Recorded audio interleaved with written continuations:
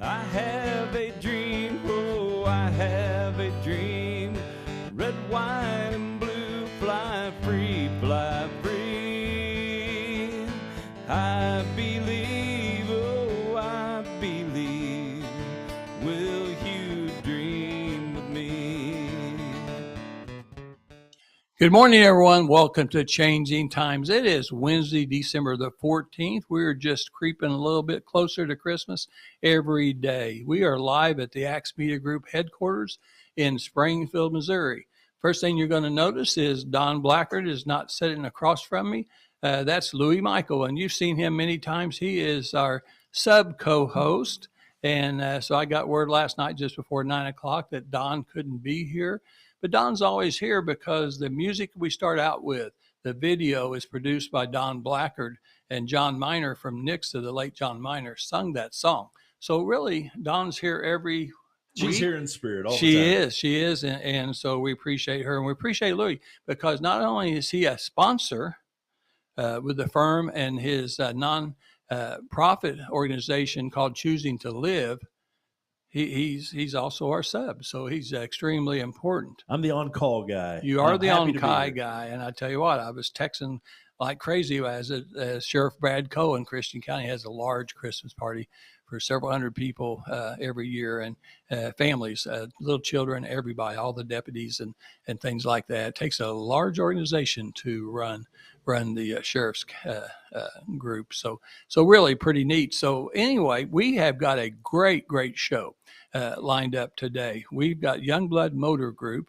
And so John Whittaker, how are you doing? I'm doing great. Thanks so much for having me. Good to see you. And I tell you what, you're looking really good. You are ready for Christmas. Yes, I am. Yeah, and we're going to talk about cars. So one of the things I wanted our audience, and we have got so many people out there that's everyone has to have a car.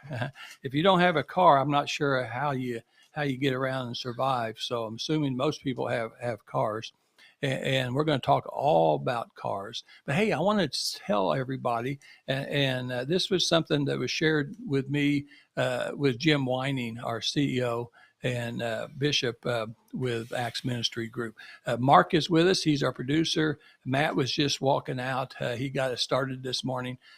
Everybody with Axe Ministry are volunteers, and so we appreciate you so much. But I got something kind of exciting.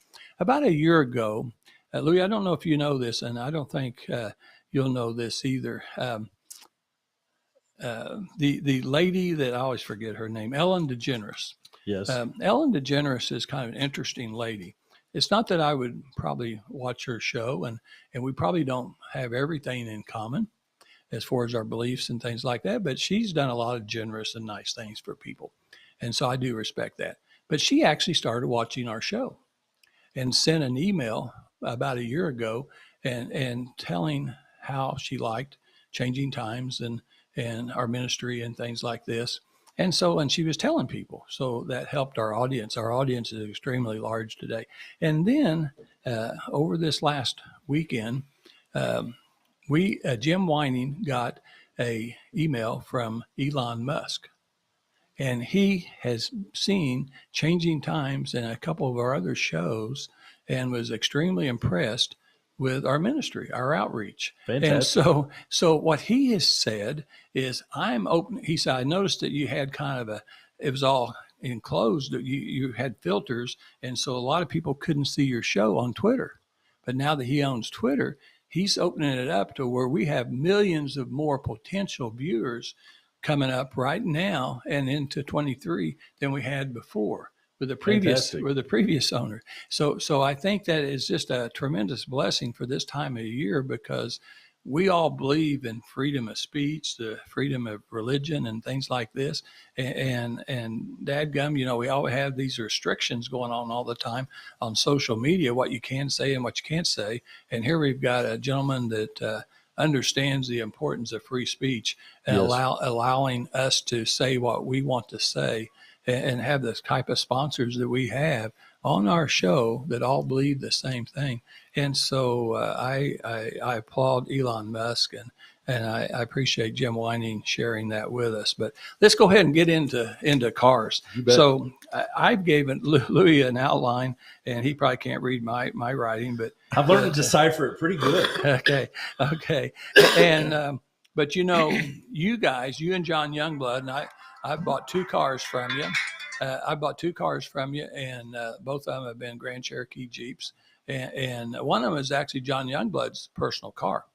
And I bought both of them with about 8,000 miles and probably 5,000 miles. And I want to buy another car. We're going to talk about that today. But from you, I think I can help you with that. Okay, it's a different type. He knows a guy. Yeah, I know a guy. He's the car guy. So you guys have been in business over 43 years in Southwest Missouri, one of the longest family-owned dealerships in the Ozarks. And so extremely proud of that. That's not easy to do. It's crazy, Lynn, because so many of the stores in this market have been bought up by these large corporations now, really just us and Tad Pinniger, who's a good friend of ours, and the Thompson boys. Right. We're the only 3 left that are locally owned, where our kids are going to the local schools, and we shop in the local stores, and we support the local charities. And so we're really proud of that. Well, I tell you what, it's a feat to not everybody does that, and most usually people sell out, like you said, to the chains and things like that. So I applaud you for that.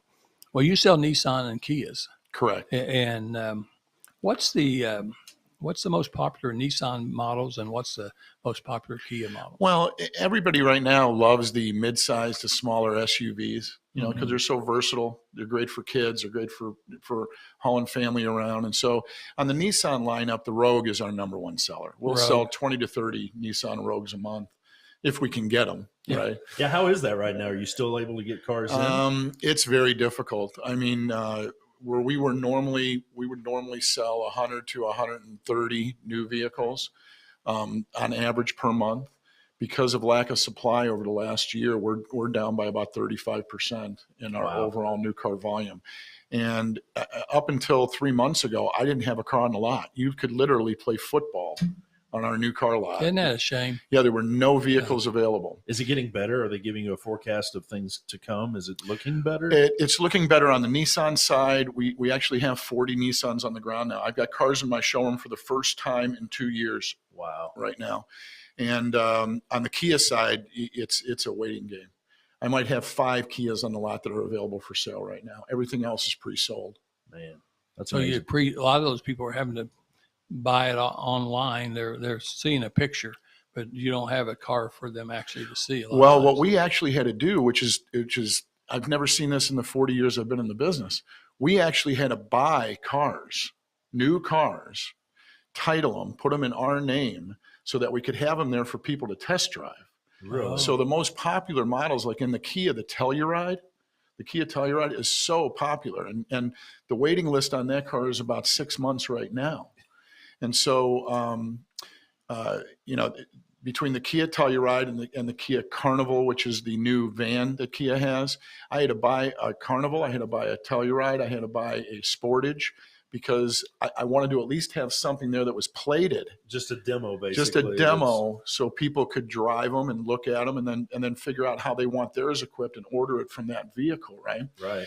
Because otherwise I had nothing to show. And you never had to do that before? Never. And if I didn't buy them, and it showed that I had, like, if I just got one from the factory and I decided to keep it on the lot because I wanted to be able to show people, then it showed that I had a day's supply of that car.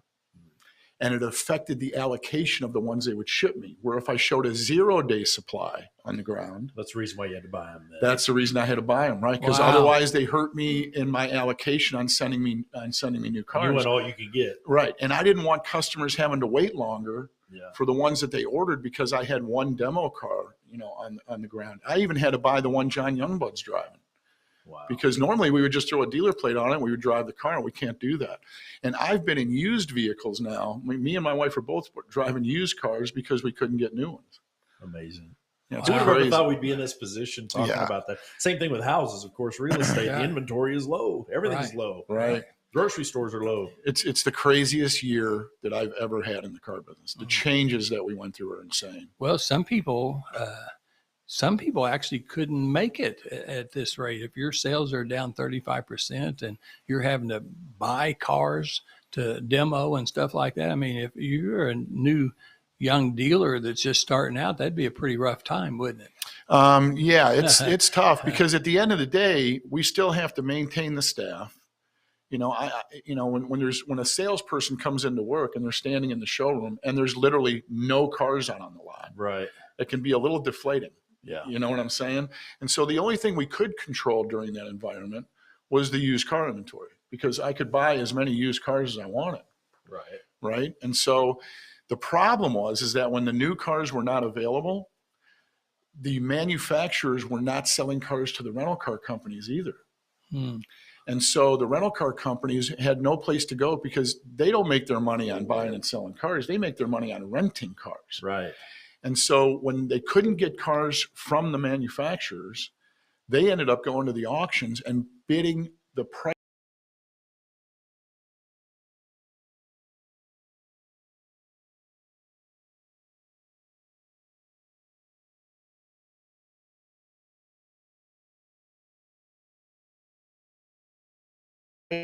market was at its highest point.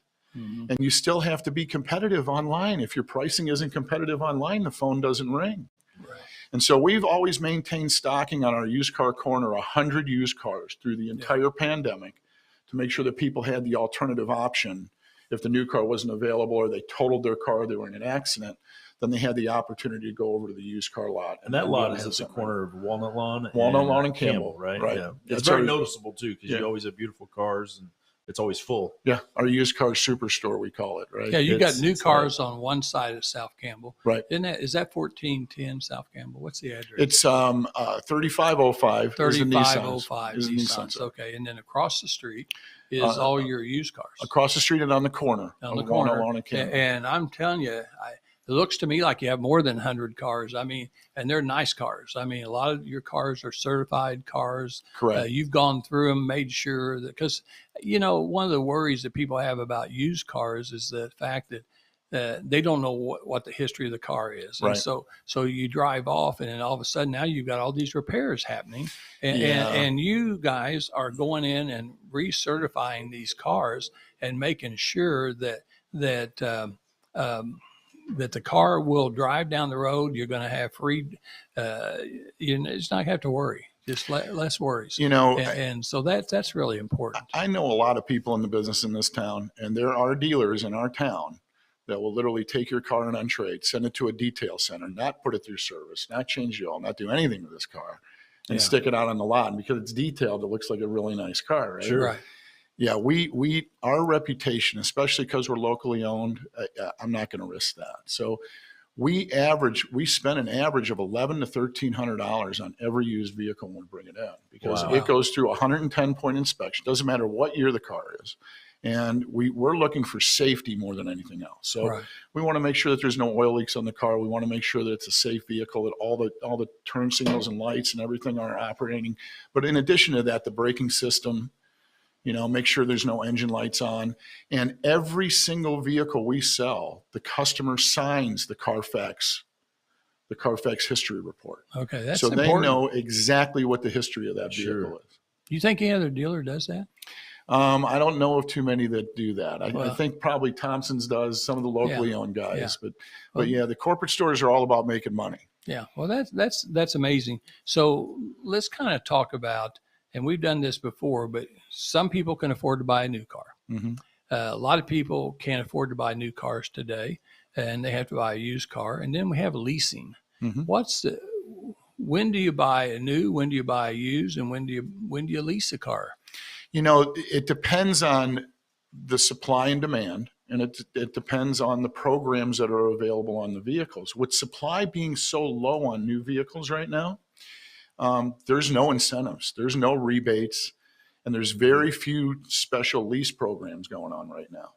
And what's happened over the last few months, because the Fed keeps hiking the interest rates up. It's going up again today. Right. And there's, I think, a half a point. Yeah, they're going to lower. They're going to lower it just a little bit to make you feel better. Yeah, from the 0.75% that they've been hiking. Right?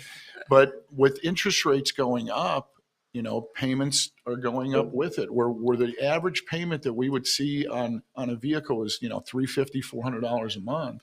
Now with the interest rate situation, payments are $200 to $250 higher a month on these vehicles. Same thing with housing. Yeah. So a lot of people are waiting, yeah. which I don't think rates are going to go down anytime soon. So no, it's going to take 2 or 3 years, don't you think? I mean, when they start going down. Yeah, they're waiting to pay more interest is what's really. But you can maybe convince some of those people to go ahead and marry the car but date the rate. Yeah, right. And refinance. Correct. Two years down the road when it comes down. Correct. And you know what? We've kind of gotten brainwashed a little bit. I think when rates were zero, you know what I mean, or 1.9%. Yeah, I mean, I know the mortgage on my house is like 2.6%, and you can't touch that now, right?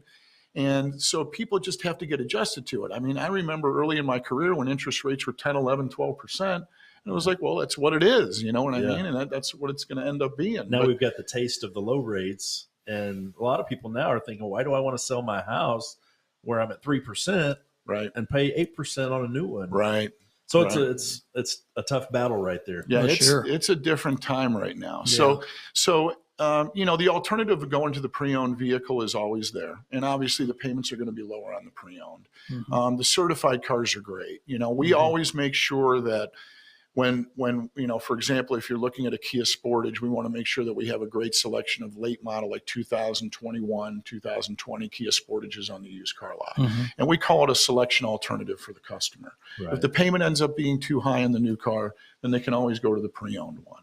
Right. And on leases, there are some vehicles, like right now we have a lease special on Frontiers where you can do a short-term 18-month lease for only $249 a month on a brand new Nissan Frontier. Wow. With a couple $1,000s down. Okay. That's amazing. And it's because the residual on that car, the estimated value at the end of 18 months is 98%.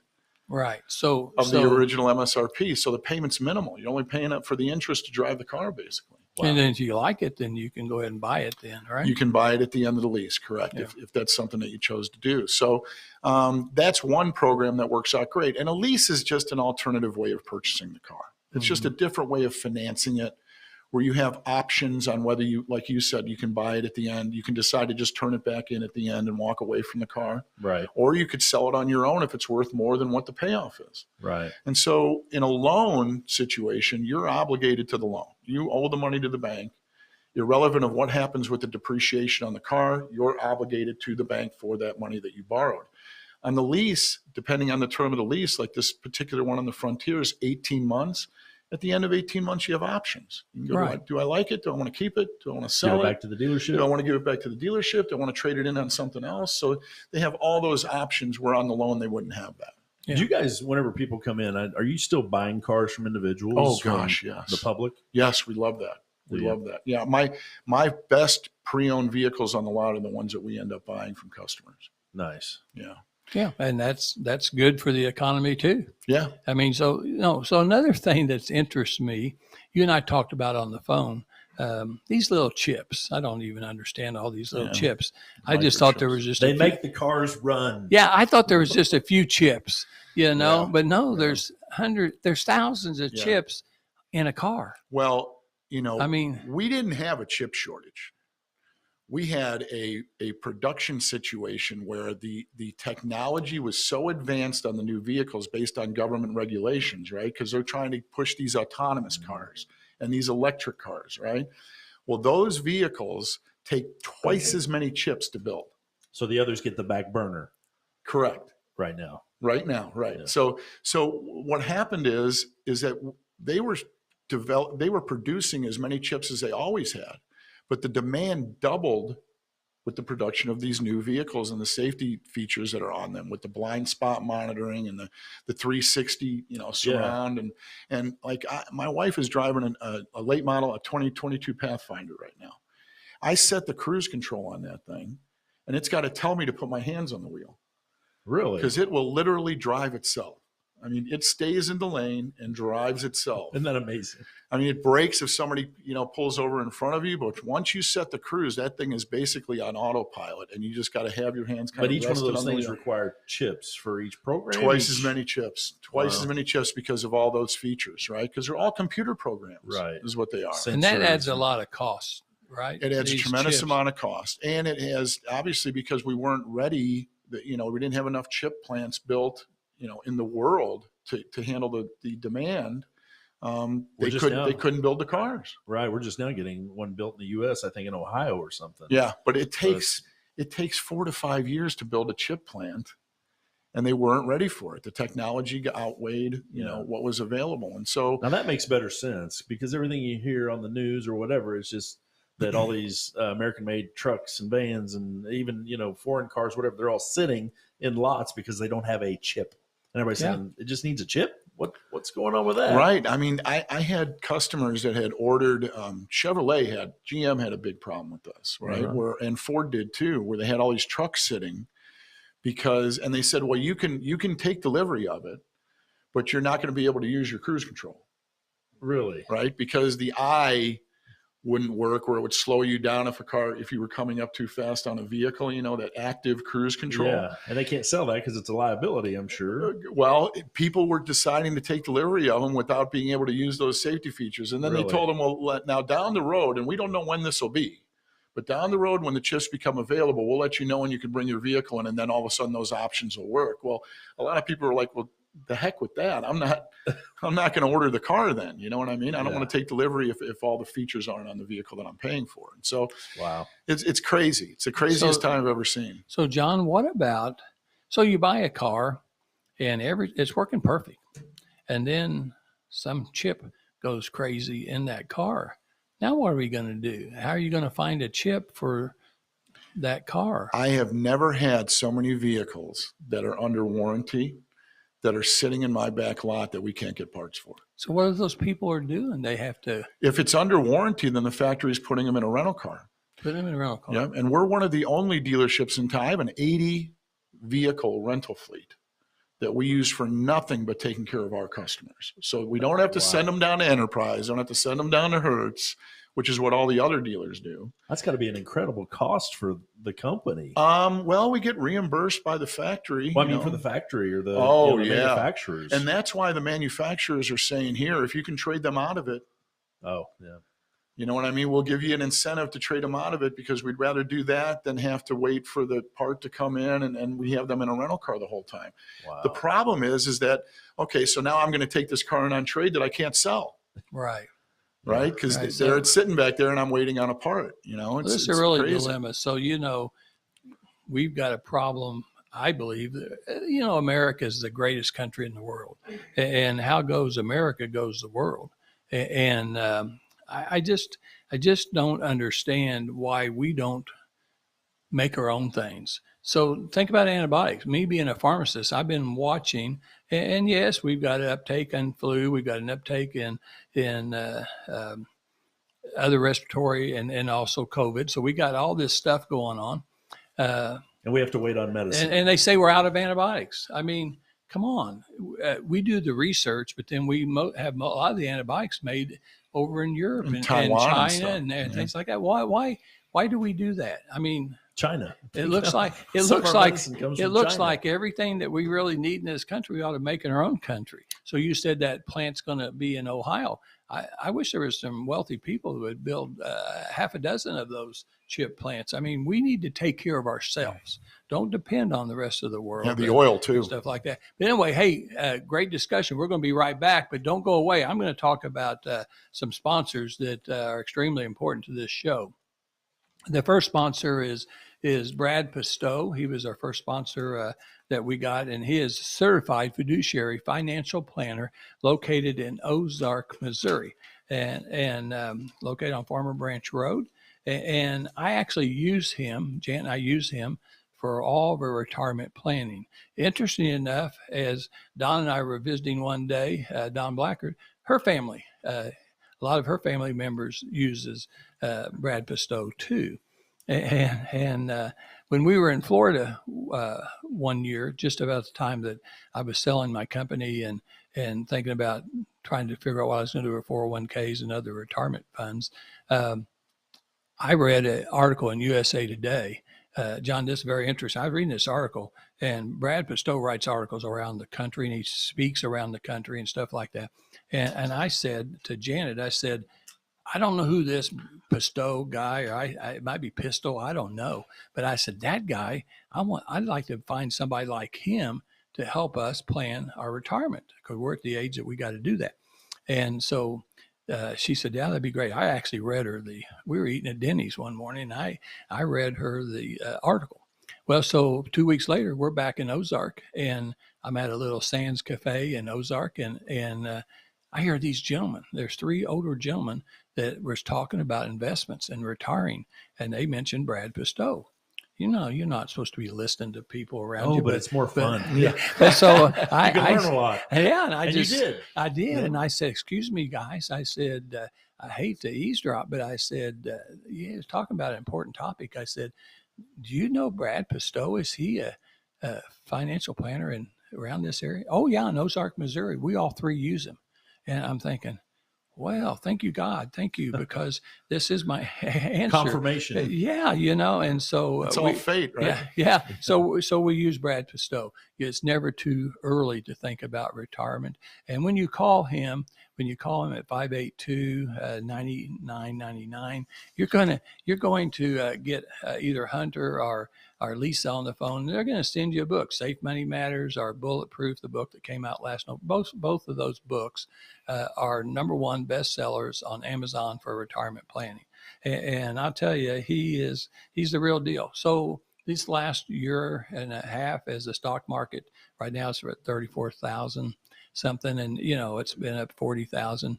A lot of people have lost a lot of money, and they're worried. If they were going to retire this coming year, they need to be worried. They have lost a lot of money.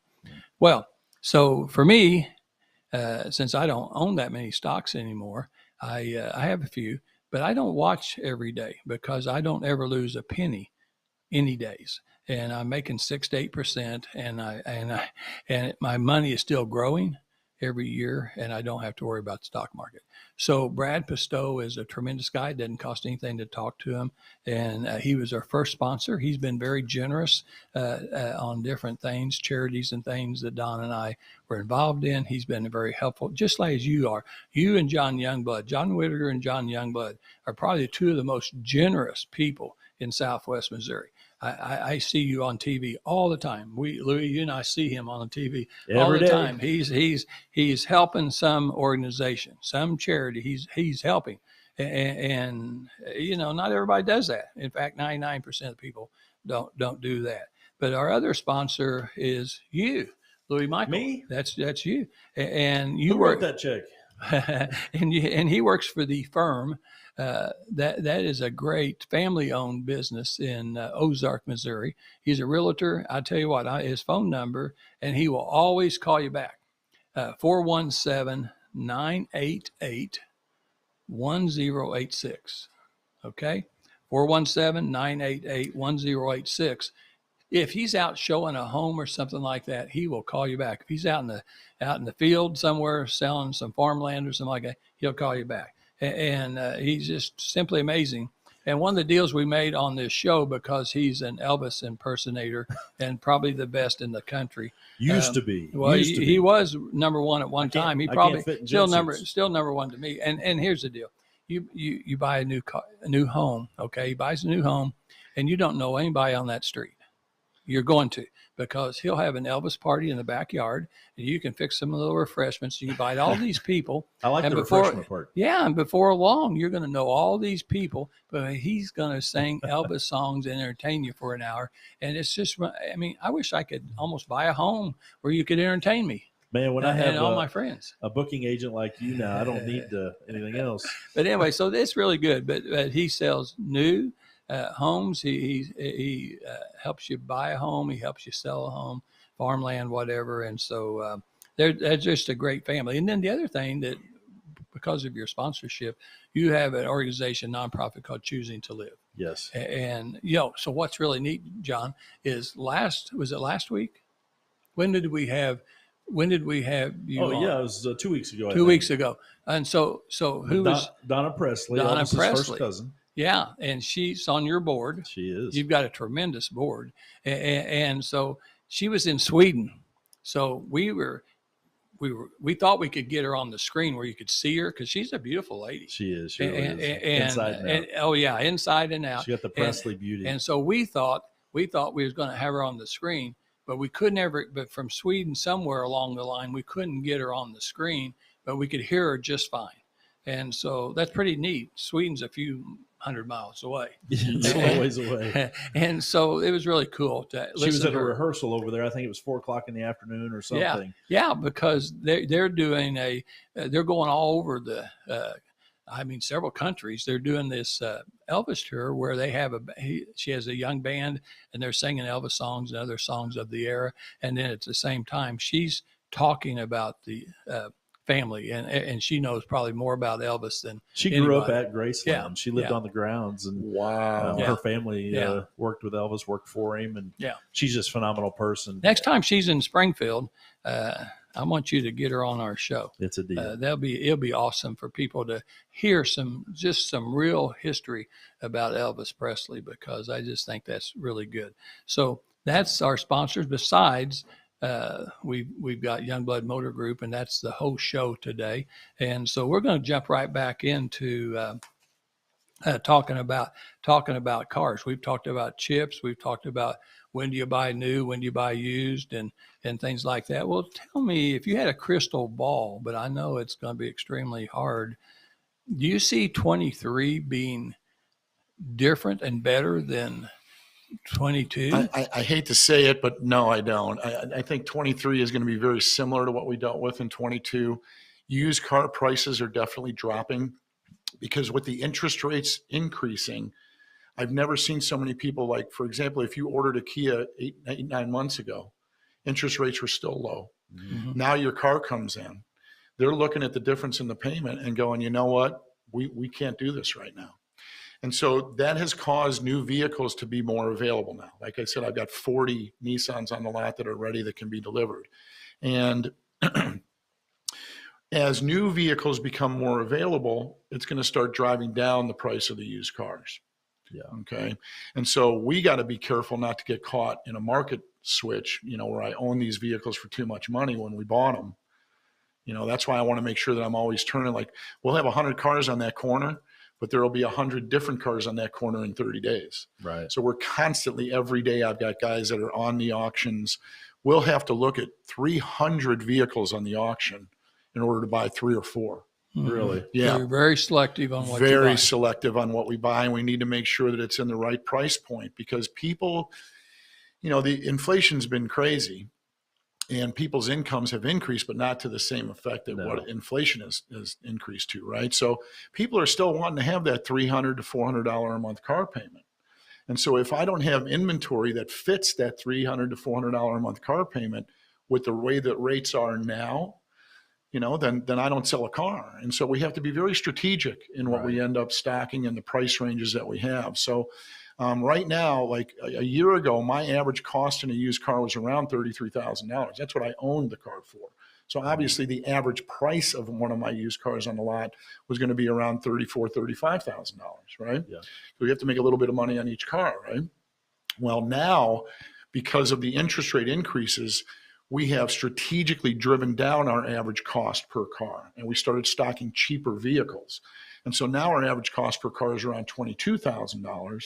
So we can make sure now with the interest rate changes that we still have that $350 to $300 a month car payment for people. Right. That's an option. So People know what their budget is. They know what they need to spend and where they need to stay. And it's funny how many parallels are between the car buying and the house buying. Oh yeah, and the interest rates and where people's budgets lie. And right now their budgets are squeezed pretty thin. Oh yeah, it's tough. John, I think that the Nissans and Kias are very priced competitively when you look at other brands out there. Oh, absolutely. Yours is lower priced. Absolutely. They really are. They're lower priced than the typical car, if you just want to compare one model to some other brand, your price is usually lower. Well, here, if you go to look at a new Cadillac Escalade or Chevrolet Tahoe or GMC Yukon or any of those big GM SUVs, they're $80,000 to $120,000 vehicles new. Yeah. Right. I just bought my daughter, who's about to graduate from Mizzou, coming this Congratulations. May. Yes. Yeah, well, she's just going to go back for another 7 years. So That's okay. So it's still going to end up costing a bunch of money. But anyway, I wanted to make sure she had a safe and reliable vehicle. And with the interest rates going up, I made the decision it was time for me to do something. So I bought her a brand new Telluride. Wow. Now this car it seats 7 people. It's big. It's comfortable.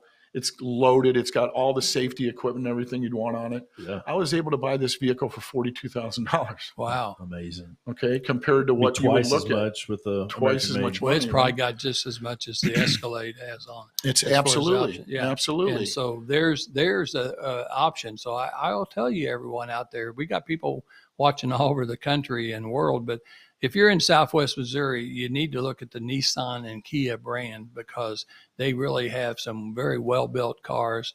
And, service, that's what drew me because I used to buy cars from the Thompsons. I used to go all over the country and watch Missouri State play basketball with the Thompsons. They were both a real Thompson. They were real good They're basketball fun guys. fans. Yeah, and they're fun to go with. We've been to Los Angeles, Atlanta, everywhere with them. And I used to buy Escalades, so I know the price of those. And you helped me change into buying a Grand Cherokee, the Summit, the top of the line in a Grand Cherokee. I bought my last 2 cars from you guys, and they've been just as good. And I actually love it better because it's not quite as big as those big Escalades. And I love those cars. And so I think that's really important for our people to know. This is a social issue. If you got to have a car and you got to be able to have one that you can afford. And with interest rates going up, if you can buy one with a lower price tag, then that's going to help compensate for that interest rate. Absolutely.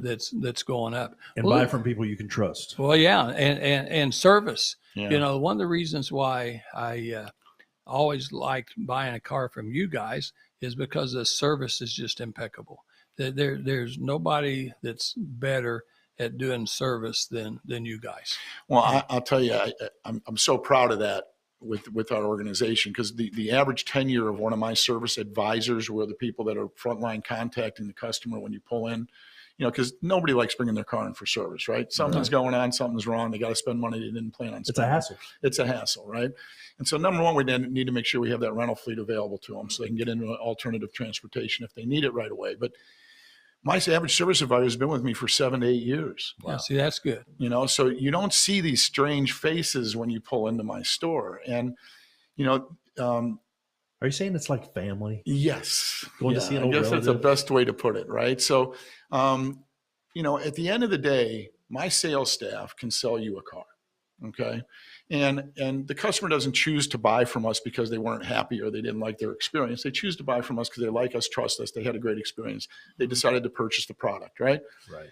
My service department sells the next 5 cars, right? Yeah. Right. Because if they have one bad experience in service, what's the chance of them buying another vehicle from you? You're absolutely right. Right. So to me, the most important people in the store are the service advisors and those mechanics. Right. I agree. And now we have in the Nissan shop, we have 4 masters that are running separate teams in the Nissan shop. And we're servicing about 130 cars a day between the 2 stores. A day? A day. Wow. Well, I know you guys are busy, and you're busy because you do good work, and that's what people need, and they actually expect it. I mean, that's a big investment. You got the home, I've got the home seller, the guy here, and that's your number one investment as a family is buying a home. Actually, the number 2 investment for people is a car. Absolutely. And so we got the 2 most important people right here on the side of me here. And so that's really important. Well, let's switch gears and talk. How many electric cars are you selling compared to gas powered cars today? As many as we can get. As many as you can get. People Okay. are wanting it now. Yeah, the problem that we run into in the area that we're in is that the infrastructure isn't here yet. Right. There's not charging stations between here and Kansas City or here in St. Louis. So They're starting to pop up here and there, but as they build a new station, it seems like they put them in, but they're not being added to older facilities. Well, they are, but at the end of the day, it takes 3 to 4 hours to fully charge the car. Yeah. So, we're so used to pulling up to a gas pump and filling it with gas and ready for another 3 500 minutes, and then Yeah. you're ready for another And 300 you're to 500 miles. Right, Yeah. you're done. With the electric car, and the max mileage right now is only 300 miles. Yeah. And so, that restricts you a little bit. And that's 300 miles. Like, if you really read the fine print on the bottom of the ads for these electric vehicles, it says in optimum conditions, right? If you don't run the air conditioning, Right. if you're not climbing a bunch of hills, right? If you're not accelerating You're not aggressively, driving through the Ozarks. yeah, right. I mean, it doesn't, the actual fuel economy is about half of what they're advertising based on normal driving conditions, right? And so I think that there's going to be a time and a place when this can happen. The concern that I have, okay, is that they're stating that the whole motivation behind electrifying our transportation is to cut down on CO2 carbons, right? Right. Because they say zero emissions. What they don't tell you is that it's 3 times the CO2 carbons to build that car and to build that battery and to build that electric motor that's in that car. You're saying there's more to the picture than There's just what way they're more telling to us? this picture than what they're telling us. And that's why, my recommendation, if you want to really affect the carbon footprint, is to go to the hybrid, plug-in hybrid type of a setup. Now, I'm glad you said that, because that's what I'm interested in buying from you next. Right. So let's talk about that car. So the plug-in hybrids are awesome because you can, most people just commute around town most of the time. On the weekends, maybe they'll take the trip to Kansas City or go to the Chiefs game or go up to St. Louis for a Blues game or something like that, right? Well, with the plug-in hybrids, your first 50 miles on the car, 50 to 100 miles on the car are 100% electric. Okay. Driving to work and back, you got So that covered. exactly. So you just put a charger in your garage, and when you pull in at the end of the day, you plug your car in, you come out the next morning and it's fully charged, and you get the first 100 miles without using a drop of gas. Mm-hmm. Now, if you do end up taking a trip, you don't have to worry about a charging station, right? Because the actual combustible engine that's in the vehicle works as a generator. And so that thing will kick on once the electric motor, once the batteries are exhausted, and then that thing will charge the batteries back up so that they can be used again while you're driving the vehicle, like when you come to a slow stop or something of that nature, right? So you get unbelievable fuel economy out of it. If anything, if you're just transporting around town, you got no fuel use whatsoever. It's an electric car, but you can take that trip to Kansas City or St. Louis without having to worry about a charging station. Yep. And so to me, that's the answer to the carbon footprint. Well, that's fantastic. So, hey, we're going to run out of time. I can't believe time goes by so fast. But so how do people get a hold of you and find out more?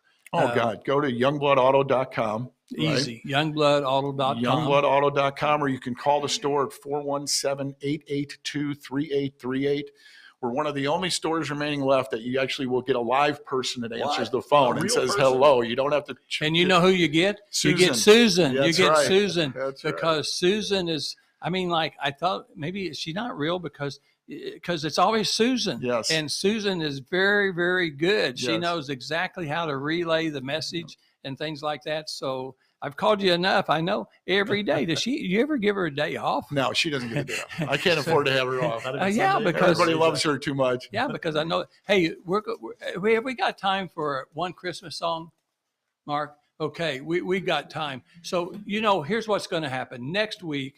Is it December the 21st or 22nd? Lord, I don't know. Next Wednesday, just 21st, just before Christmas, we are going to have a Christmas special.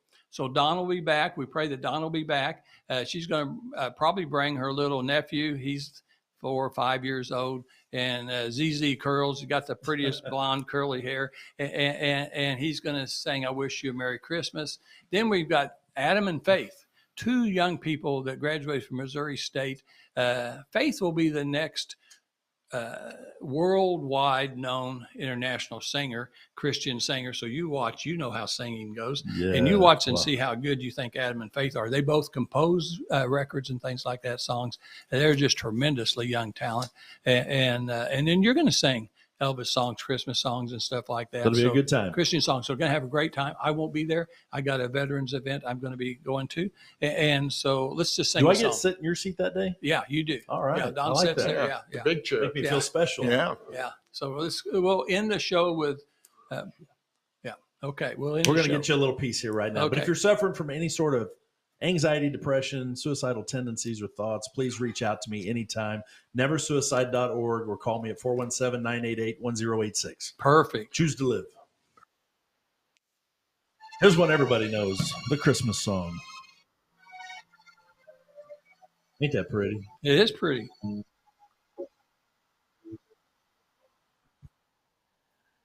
Chestnuts roasting on an open fire. Jack Frost nipping at your nose. Yuletide carols being sung by a choir and folks dressed up like Eskimos. Everybody knows a Kia and some other cars Nissans. help to make the season bright. So call in today and buy one. Yeah. All right. Tiny tots with their eyes all aglow will find it hard to sleep tonight. Thanks, everybody. Have a wonderful week. Merry Christmas. We'll see you Awesome. next Wednesday. And God bless you guys. Thanks for listening in. Be sure and share this with all families and friends. This is a great show for you all. Yes. Thank you. Thank you, everybody. Choose to live. Miss the values, the old time family. Do you dream this land stays free under God, not tyranny? That's what it means to really dream. 1, 2, 3. Can I get a hoorah from a patriot like me? Can I get an amen? Do I hear a hallelujah? Can I get a hoorah from a patriot like me?